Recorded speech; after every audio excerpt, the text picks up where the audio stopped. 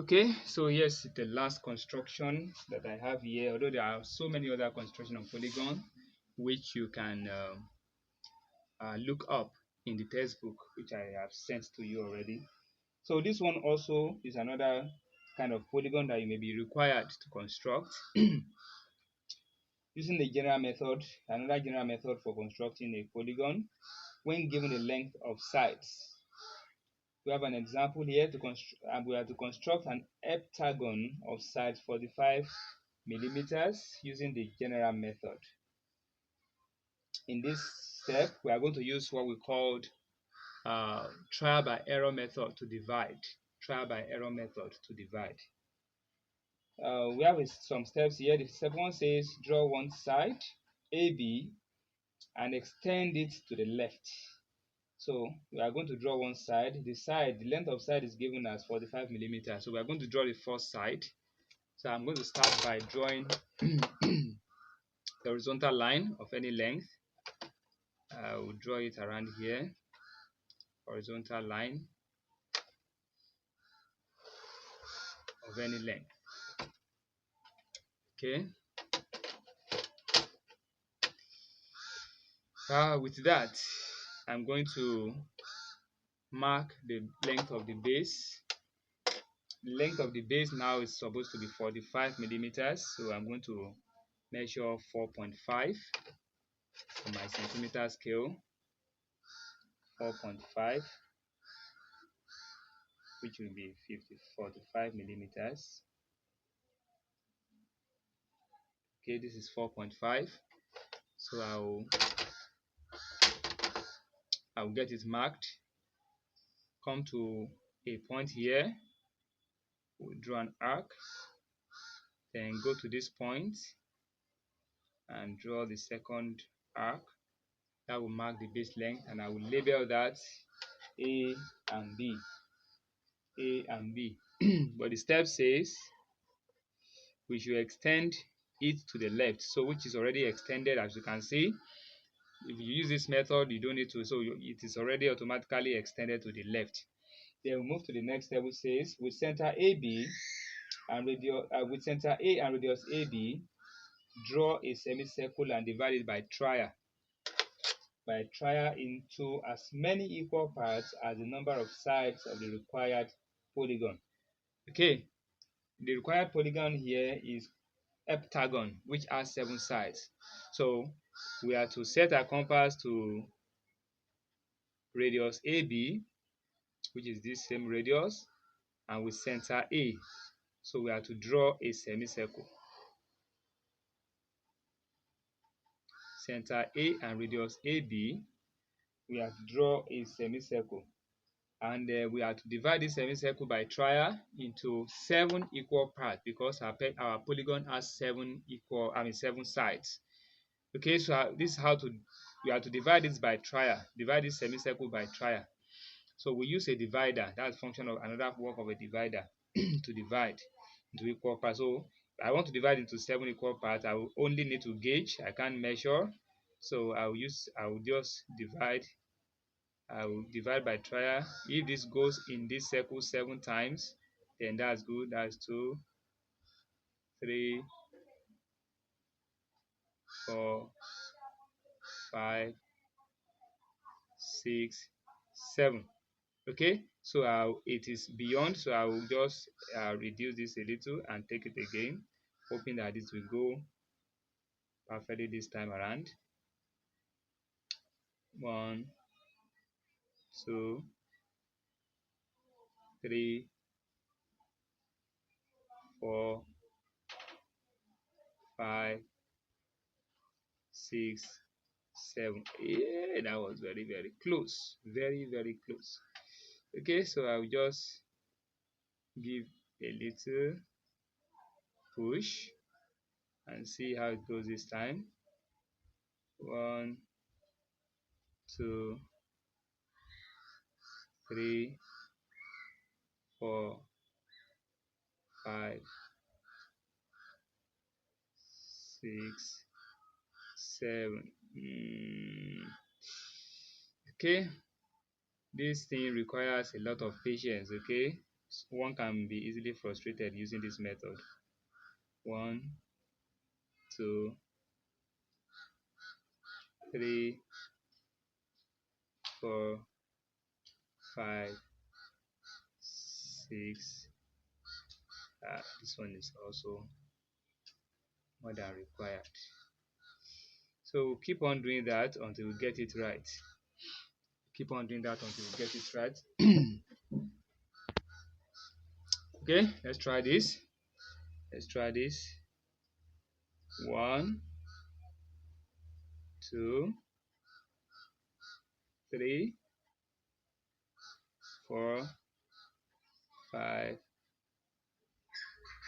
6, 7. This is perfect. This is good enough.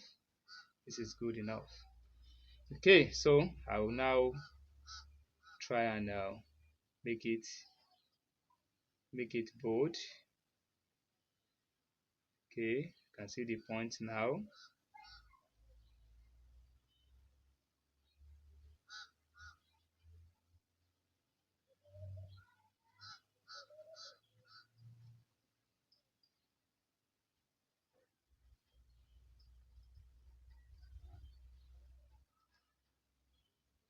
So all I need to do now, I can use my compass now to draw the arcs.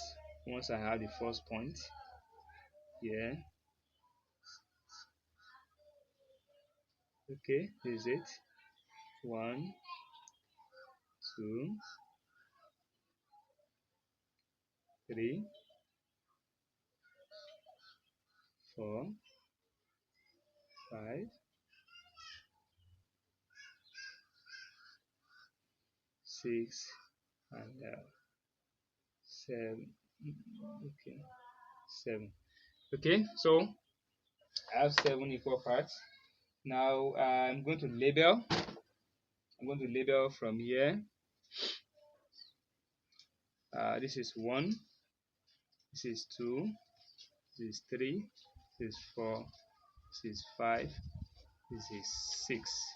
So this is supposed to be 7th side. Now the next step says you have to draw A2, which is going to be the second side of the required polygon. Draw A2, which is going to be the second side of the polygon. So I'm going to draw this A2. Draw A2, which is going to be the second side of the polygon. Now bisect AB and A2. The bisection gives center O. Bisect AB and A2. So I'm going to bisect this line AB and line A2. So let me first bisect AB.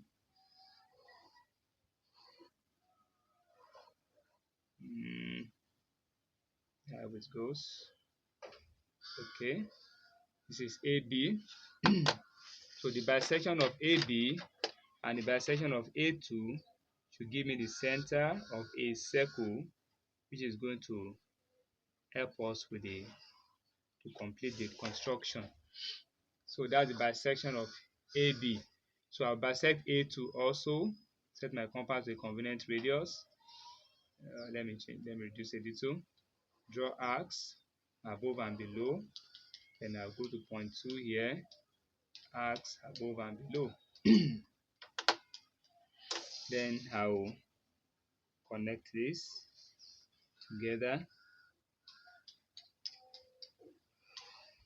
Okay, so these two bisectors meet at a point. This is our center. This will be our center O for the circle. Now with center O and radius OA, center O and radius OA, draw a circle and mark off the other sides of the polygon. We already have one side of the polygon, so center O and radius OA, O to A here. Okay, that should give us a circle. It's also a kind of big circle. Remember, we are trying to construct heptagon, so you don't expect the circle to be small. Now, because we said A2 is the second side, AB is the first side, AB is the first side, A2 is the second side. So we are going to set our compass to radius AB, or A2 should give you the same thing. Actually, AB and A2 should give you the same thing. All sides are equal. Can you see that? So we'll step it round to have the other sides. This is side 3. This should be side 4. So move from that point. This should be side 5. This should be side 6. And this is side 7. Okay, close but not up to B, but it's actually supposed to end at B.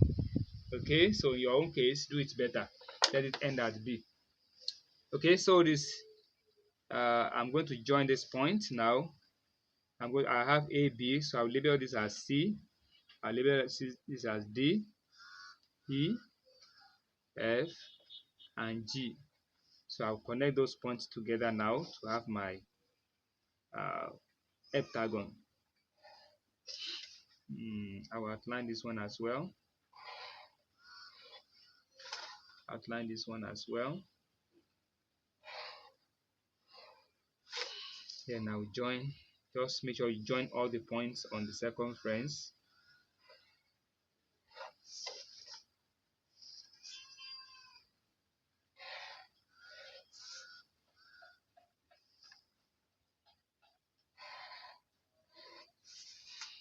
Finally,